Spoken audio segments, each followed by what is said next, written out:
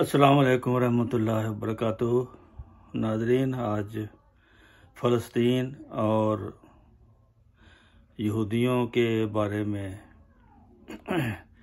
कुछ बताना मकसूद है कि फ़लस्तीन में जो यहूदियों का क़याम है वो बिल्कुल आर्जी है, क्योंकि कुरान करीम से हमें पता लगता है कि फ़लस्तीन और शाम का इलाका ये अल्लाह ताला के नेक बंदों का विरसा है। अल्लाह के फजल से अब तक कायम है, लेकिन इसके वारिस आखिर में मुसलमान ही रहेंगे। अगर किसी वक़्त इस पर किसी का कब्ज़ा हो गया तो वो बिल्कुल आर्जी होगा। खुदा ताला की ये पेशगोई है कि इसकी बेहुरमती अल्लाह ताला को पसंद नहीं है। और शाम और फ़लस्तीन का इलाका ये अंबिया की सरज़मीन है।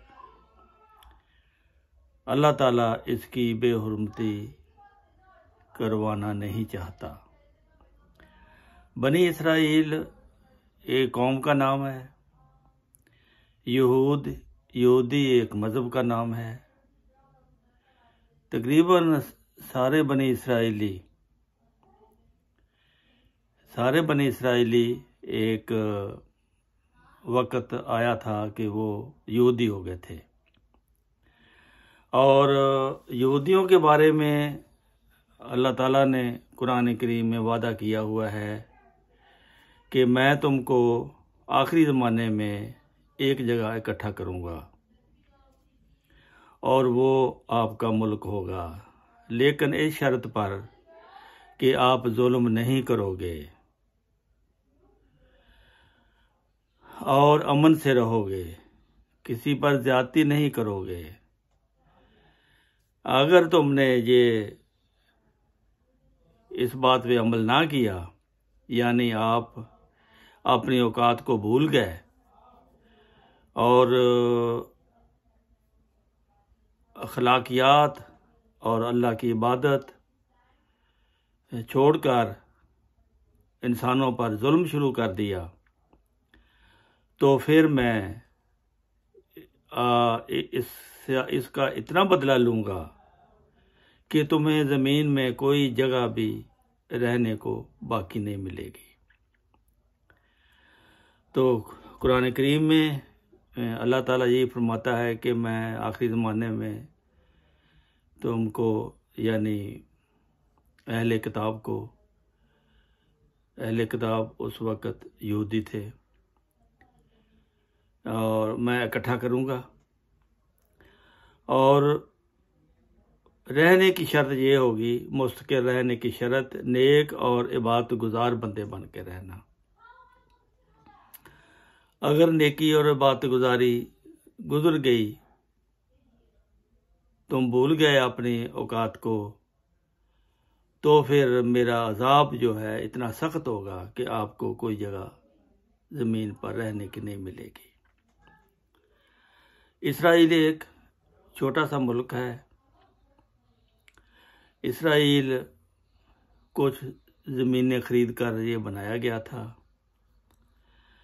लेकिन इसराइल की चालाकियाँ और मुसलमानों की सादगी और लालच और मुसलमानों का आपस में नाइतफाकी और दीनी लिहाज से कमज़ोरी की वजह से वो मुल्क अब पहले से 20-25 गुना बड़ा हो चुका है। और इसमें आप देखेंगे कि ये मुसलमानों के हाथ से निकलकर यहूदियों के हाथ में बड़ा होता जा रहा है। तो मुसलमानों की ये असल में हज़रत दाऊद अलैहिस्सलाम को ज़बूर में ये बताया गया था कि इस ज़मीन पर सिर्फ मेरे इबादत गुजार बंदे काबिज़ होंगे।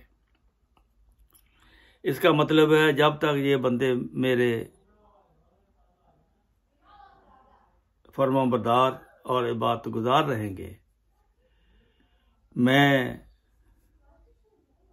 ये उस ज़मीन के मालिक रहेंगे। हदीस में आता है कि आखिरी ज़माने में एक वक्त यहूदियों पर ऐसा आएगा कि वो अपने अखलाकियात खो बैठेंगे, अपनी इबादतें और नेकी अपनी ख़त्म कर बैठेंगे, जुल्म करना उनका शेवा होगा। जब ऐसी सूरत पैदा हो जाएगी तो फिर मेरे इबादत गुजार जो नेक बंदे हैं वो इस ज़मीन पर काबिज होंगे। अब फ़लस्तीनियों को चाहिए कि वो सही मुसलमान बनकर, इबादत गुजार बंदे बनकर उस ज़मीन को हासिल करने की कोशिश करें। वरना अल्लाह ताला ने जो वादा किया हुआ है वो यही है कि नेक और इबादत गुजार बंदों के लिए ये ज़मीन मखसूस है। इसलिए हम मुसलमानों को चाहिए कि अपने अमाल और अपनी इबादत को ठीक करें, खुदा ताला से मदद चाहते हुए अपनी इस खोई हुई ज़मीन को वापस लें। वरना अल्लाह ताला ने तो आखिर में ये किया हुआ ही है कि आखिर ये जो यहूदियों पर एक ऐसा वक्त आएगा कि उनको छुपने को जगह नहीं मिलेगी। अगर किसी दरख्त के पीछे यहूदी छुपा है तो वो दरख्त बोल कर कहेगा कि मेरे पीछे यहूदी है। अगर किसी पत्थर के पीछे यहूदी छुपेगा तो वो पत्थर बोल कर कहेगा कि मेरे पीछे यहूदी है, इसको मारो।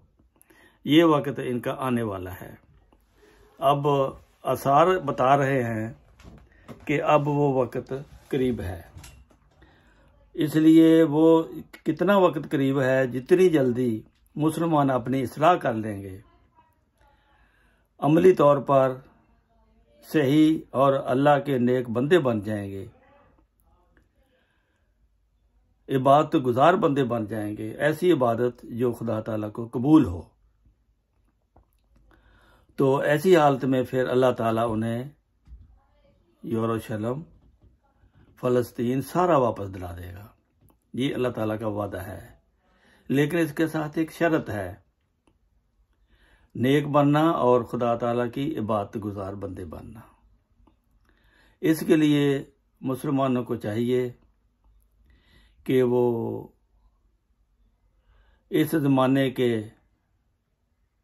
वादों के मुताबिक जो अल्लाह ताला ने ये वादा किया हुआ है, नेक और साले बंदे बनना और अल्लाह ताला के हुक्म पर चलकर उस पर अमल करना। और ये भी पता होना चाहिए कि इस ज़माने में अल्लाह ताला की तरफ से एक इमाम ज़मान आ चुका है। उसकी नेक नीति से, खुलूस से उसको तहकीक करके कि ये वाकई खुदा ताला की तरफ से है और उसको मानना ये भी लाजम है। और फिर मानकर खुदा ताला के इबादत गुजार बंदे बनना। और अगर ऐसा मुसलमान अपने अमाल को और अमवाल को, अपनी इबादतों को ऐसा बना लेंगे तो अल्लाह ताला के नज़दीक कोई मुश्किल नहीं कि उनको फ़लस्तीन वापस दिला दिया जाए। व आखिर दावाना अनिल हम्दुलिल्लाहि रब्बिल आलमीन।